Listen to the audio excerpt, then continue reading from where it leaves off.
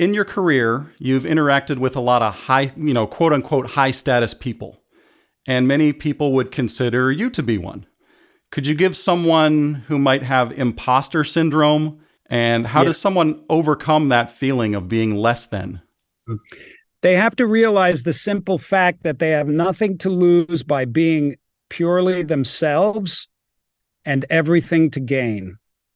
But this is a great fear in people because the ego says who you are, the person that you are, that you like, your authentic personality that likes certain things and dislikes others, your authentic personality that chooses the things that are engaging to you, the kind of people you like to work with, your creative instincts, the food you like, the clothes you like to wear. All of these things, there's a naturalness of them in you that's organic. It sees the positive nature in others, in yourself.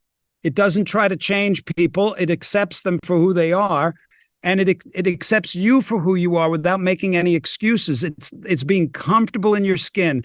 And the result of that is joy. The result of that is lack of depression, no stress, because stress is created by the thoughts in yourself about yourself. When you decide to be that person without making any excuses, regardless of who you're talking to, you have nothing to lose, trust me, and everything to lose if you don't.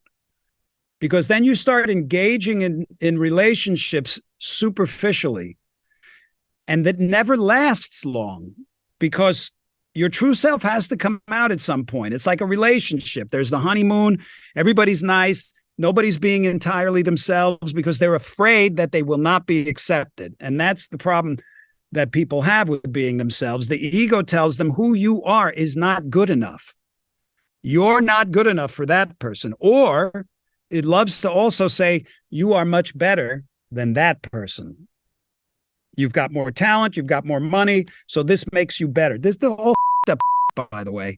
And it cuts at the root of your ability to actually freely enjoy life, enjoy yourself, and enjoy others. Because it tells you you can't be you, because you'll fail, you won't be accepted, you'll be made fun of, you'll fall behind, you don't have the money for it, you don't have the time, you're wasting your time. This is all. So the first step a person needs in order to free themselves of this is the desire to.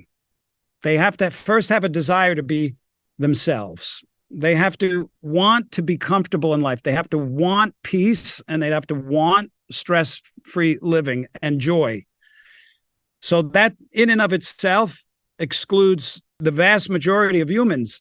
Although that is what they want, on a deeper level, there's too much fear.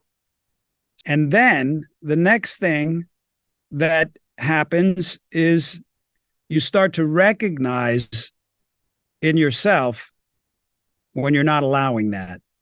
So you might have a conversation with somebody that's your hero or something, or somebody that you deem is lower than you, whatever it is. And then you realize after that, I was very uncomfortable during that because I wasn't really myself. I see. I was afraid of not being me because I want that person to like me. And in order for them to like me, I believe I have to kiss their ass or something, whatever it is. And this becomes very uncomfortable for the people whose ass is getting kissed also. You lose your respect. So then after that, you can, if you stick with it, if you're not beating yourself up in your head for every discovery of your inauthenticity when you recognize it,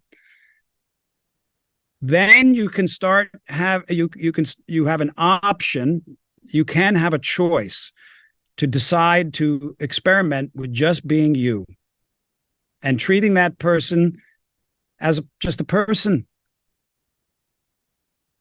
It's a practice because you'll think you got it, and then you'll meet the president, or I don't know, whatever. And it's a practice, but your freedom is at stake. And with your freedom goes your true, authentic, creative voice, because that belongs to your authentic personality and can only come out when you are that. You are that. That's your old. That's what you used to say in your column in the Guitar Magazine. You are that. You are that. There you go. It just came back up. If you enjoyed this segment from the Carl King podcast, remember, you can also listen on Apple Podcasts, Spotify, or through an old rubber hose.